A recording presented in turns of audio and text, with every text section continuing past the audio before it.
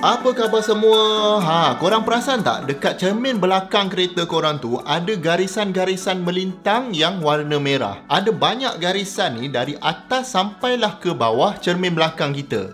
Jadi dalam video ni kita nak tengok apa benda garisan ni sebenarnya dan penting tak benda ni. Dulu saya ingatkan garisan ni dia macam sensor alam untuk detect kalau ada orang pecahkan cermin belakang kita. Tapi sebenarnya bukan. Alam kita ni dia ada sensor yang lain.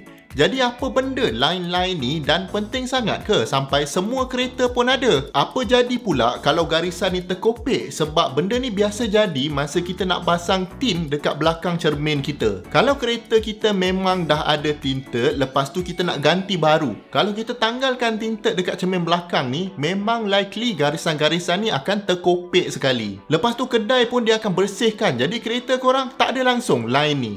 Pernah tak benda ni jadi dekat korang? Okey, jadi line ni untuk apa sebenarnya? Baik, jawapan mudah dia adalah line-line ni kita panggil sebagai defogger ataupun alat untuk hilangkan kabus atau wap air dekat cermin belakang kita. Kadang-kadang kalau korang perasan, contohnya bila lepas hujan, kalau kita drive, cermin kita ni akan berkabus. Dan line ni sebenarnya adalah untuk hilangkan kabus tu. Dan cara nak guna dia, kita tekan je button ni dekat kereta kita dan dia akan aktivatekan line ni dan kabus tu pun hilang.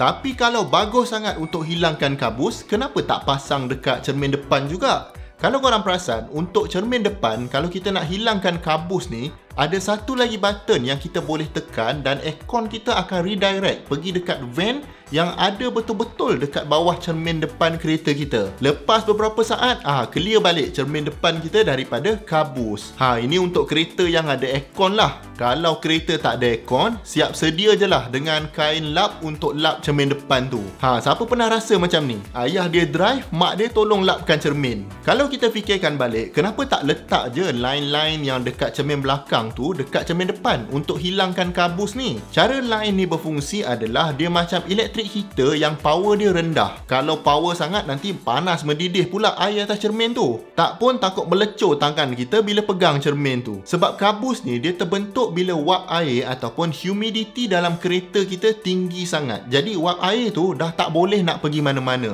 Jadi bila dia bersentuh dengan cermin kereta kita, ada sikit perbezaan suhu. Kalau bahasa engineering orang panggil suhu ni dew point temperature.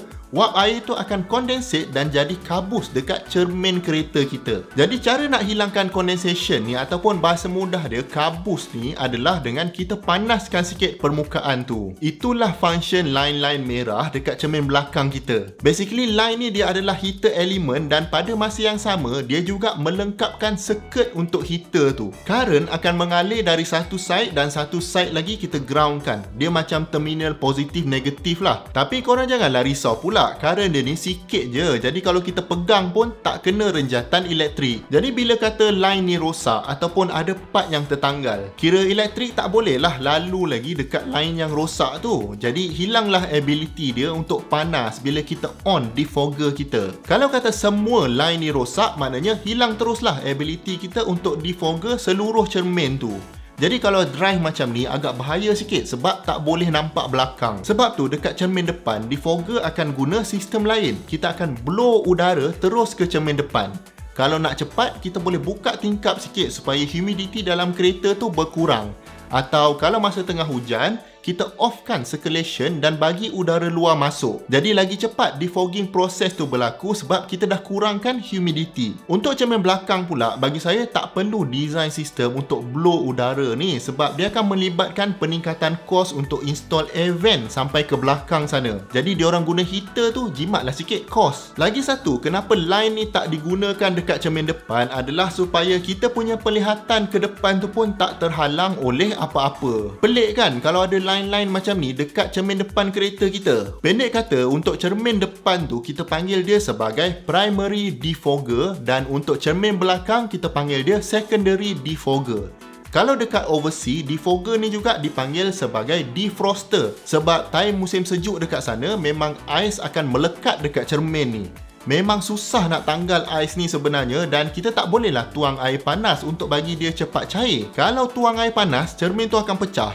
Jadi defroster ni tak kira primary ke secondary ke memang penting lah dekat sana.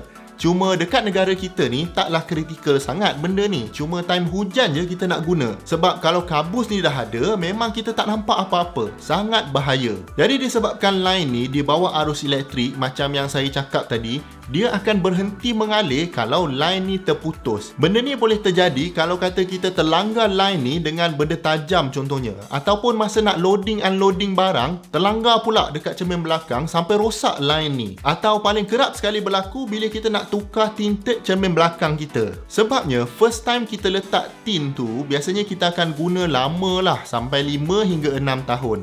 Lepas tu bila ada bajet lebih sikit, tint tu pun dah pudar, barulah kita nak tukar kan. Jadi tinted lama tu dia dah melekat dah pada line-line ni. Maknanya kalau kita cuba cabut untuk ganti dengan layer baru, line ni kemungkinan tinggi akan tercabut sekali. Bila tercabut, tak ada lagi lah defogger untuk cermin belakang kita. Jadi satu cara yang kedai akan buat untuk elakkan line ni tertanggal, diorang akan inspect dulu tinted kita yang lama. Kalau semua okey, tak ada bubble dan sebagainya, diorang takkan tanggalkan. Diorang hanya tindihkan saja tinted yang baru dekat atas layer yang lama. Jadi mungkin tinted yang baru tu kena kurang gelap sikit lah. Sebab kalau nak combine tint baru dengan tint lama, nanti jadi gelap sangat pula. Jadi dengan cara ni diorang dapatlah protect daripada merosakkan kita punya defogger tu. Jadi kalau korang hantar kedai pergi buat tinting, jangan pelik tau kalau diorang tak buka tinted lama dekat cermin belakang kita. Biasanya diorang akan explain lah benda ni. Atau kalau anda risau, kita sendiri boleh bagi tahu dekat orang yang pasang tu supaya jangan tanggalkan tinted lama dekat cermin belakang. Tapi of course lah, kalau kata ada bubble atau memang tinted tu dah rosak teruk, nak tak nak kena cabut jugalah tint tu dan akan ada risiko line defogger ni rosak. Dan kalau line ni rosak pun, sebenarnya dia masih boleh dibaiki lagi. Diorang akan guna macam satu cat yang boleh conduct electricity. Memang dibuat untuk baiki defogger. Tapi itu untuk sikit-sikit punya repair lah. Kalau dah semua line tu terkopek, mungkin nak kena ganti terus.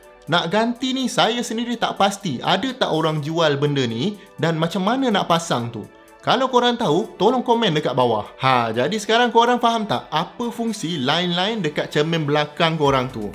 Nampak macam simple tapi ada function sebenarnya. Kalau anda tak pernah guna function defogger ni, cuba try waktu hujan. Memang clear cermin belakang kita. Apa-apa pun, jangan lupa tinggalkan komen anda di bawah. Dan kalau anda dapat belajar something dari video ni, saya hargai sangat kalau anda dapat bantu kami dengan 2 klik. Klik butang like dan klik butang subscribe. Jumpa lagi di video yang akan datang. Assalamualaikum.